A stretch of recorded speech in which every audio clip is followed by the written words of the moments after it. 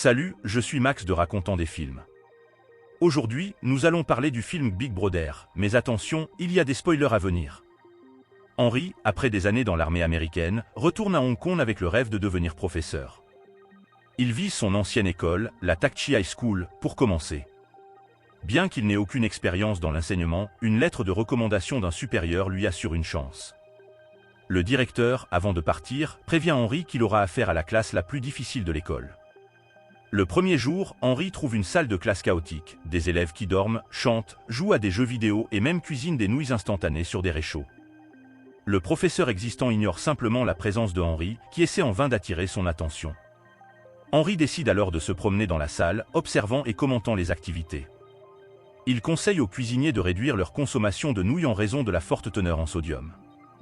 Approchant Sufa, qui joue du ukulélé, Henry offre son aide et met également en garde un élève accro aux jeux vidéo sur les dangers de l'exposition excessive à l'écran. Lorsqu'il gagne enfin l'attention des élèves, Henry se présente et note son nom et son numéro au tableau, provoquant des rires avec son écriture maladroite. Un élève audacieux lui demande de sortir de la salle, à quoi Henry répond avec un sourire. Mais les élèves le ignorent à nouveau, reprenant leurs activités précédentes. Perdant patience, Henry a une idée créative. Il utilise une gomme et de la craie pour déclencher le système de sprinkler de la salle. La salle est trempée et Henry obtient enfin l'attention totale de la classe. Avec tous les regards tournés vers lui, il les salue avec enthousiasme. Après le cours, 5 étudiants moins populaires se retrouvent secrètement dans la salle d'équipement sportif pour fumer. Jacques, leur leader, nourrit un amour secret pour une camarade de l'élite de l'école. Ses amis le découvrent et ne manquent pas l'occasion de le taquiner.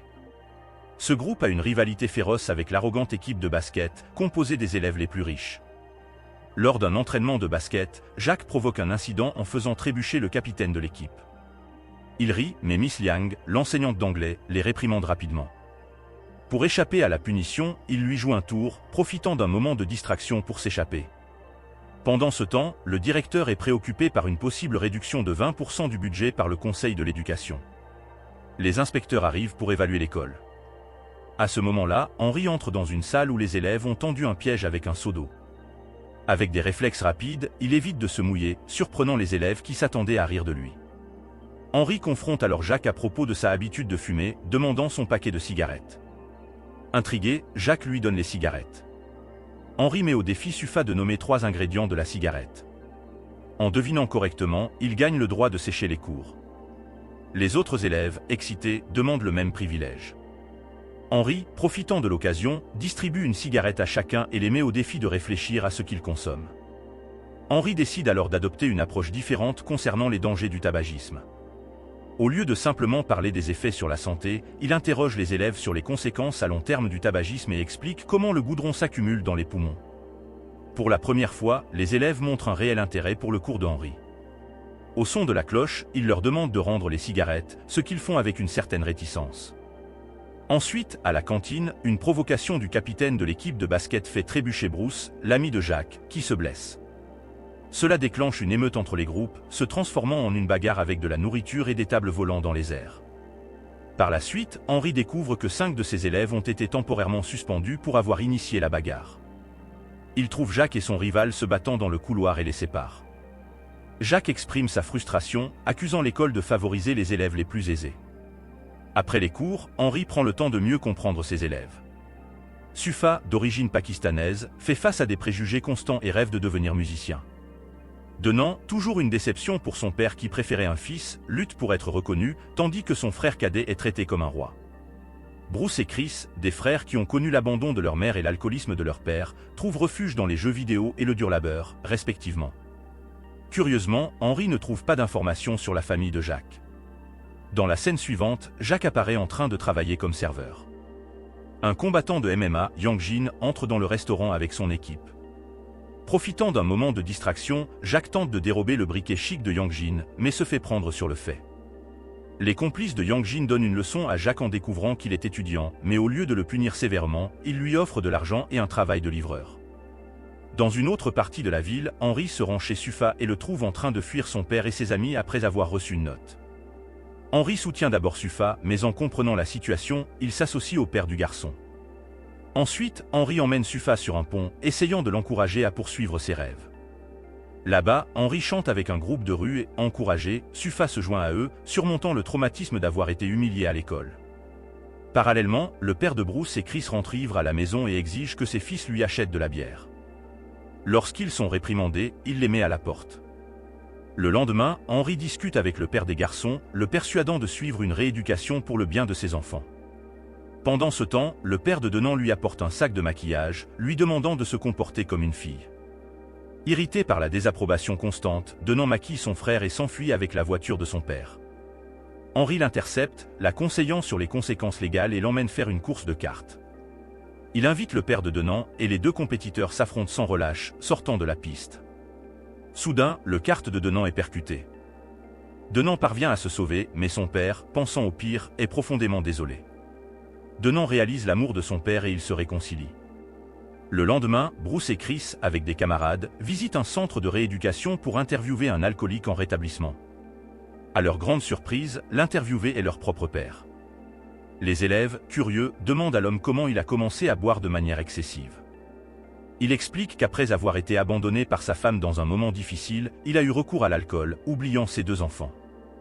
Sans révéler que Bruce et Chris sont ses fils, il s'excuse auprès d'eux, laissant les frères émus. Pendant ce temps, Jack commence à travailler pour Yang Jing, un parieur dans les arts martiaux. Yang Jing propose à Jack un plan risqué, droguer un combattant pour influencer le résultat d'un combat. Jack hésite, mais finit par céder à la pression. Le jour du combat, alors qu'il tente d'exécuter le plan, Jack se fait prendre et est enfermé dans un placard. Henry, à la recherche de Jack, arrive sur place et est informé par les combattants qu'ils n'ont pas vu le garçon. Cependant, Jack crie à l'aide du placard. Henry affronte les combattants, montrant des compétences surprenantes, et assomme même le combattant principal de l'événement. Peu après, Henry et Jack sont vus à l'hôpital, où Henry est soigné pour ses blessures. Jack tente de dire la vérité sur Yang Jing, mais il est interrompu. L'histoire finit par être diffusée à la télévision, et Henry devient célèbre comme l'homme qui a affronté un combattant professionnel pour sauver un élève. Sa popularité à l'école explose, les élèves commençant à le respecter et même à le recevoir debout en classe. Un flashback révèle que Henry était un farceur à l'école, allant jusqu'à lancer des ballons d'eau sur un élève qui jouait du piano. Il a fini par se retrouver dans une bagarre, qui a entraîné la fracture de la main de l'élève et sa suspension. Après cela, Henry a déménagé aux États-Unis. Maintenant, avec la nouvelle réputation de Henry, les élèves montrent plus d'engagement en classe, redoublant d'efforts dans leurs études pour le prochain examen d'entrée à l'université. Tous les élèves présentent de bonnes performances, sauf Bruce, qui développe une dépendance aux pilules.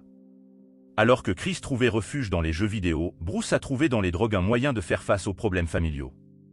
Cela affecte directement ses performances scolaires, le conduisant à échouer à l'examen d'admission simulé. Henry offre son aide, mais Bruce sombre dans la dépression. Dans un moment de désespoir, Bruce saute du balcon de sa maison, entraînant un coma hospitalier. La presse manipule l'histoire, blâmant l'école et Henry pour l'incident avec Bruce. Les responsables du conseil éducatif interrogent Henry et décident de suspendre sa licence d'enseignement.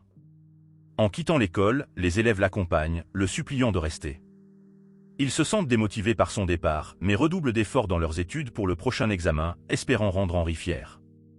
Avant l'examen, tout le monde reçoit un message de Henry pour se retrouver à l'école une heure avant. Mais en arrivant, ils découvrent que c'était un piège de Yang Jing qui les retient à l'école pour les empêcher d'arriver à l'examen. Yang Jing veut donner une leçon à Henry. Peu de temps après, Henry arrive et découvre le stratagème. Il affronte et bat les sbires de Yang Jing, libérant les élèves. Il court contre la montre pour arriver à la salle d'examen, pendant que Henry affronte Yang Jing. Pendant le combat, Yang Jian révèle que c'était lui qui avait été victime de la farce des ballons d'eau par Henry dans son enfance. À cause de la blessure causée par Henry, Yang Jian n'a pas pu participer à un concours de musique important, abandonnant le piano et blâmant Henry d'avoir détruit son rêve. Henry tente de s'expliquer, mais le combat continue, atteignant un point critique avec un couteau en jeu. Henry parvient à contrôler la situation, mais choisit de ne pas blesser Yang Jian, s'excusant pour le passé et se retirant. Les élèves réussissent à arriver à temps pour l'examen et quelques semaines plus tard, tous sont admis. Yang Jing reprend sa pratique du piano, bien qu'il ait besoin de beaucoup de temps pour retrouver son ancienne compétence. Bruce se rétablit et s'engage à passer l'examen l'année suivante. Le directeur est ravi d'apprendre que l'école recevra une augmentation de 20% des fonds en raison de l'excellent rendement des élèves. Henry retourne à l'enseignement, répétant sa tactique mémorable du système d'arrosage automatique dans une autre classe. Et c'est ainsi que se termine cette histoire émouvante. N'oubliez pas de vous abonner pour plus de vidéos, d'activer les notifications et de laisser un pouce levé pour soutenir la chaîne. Merci de regarder.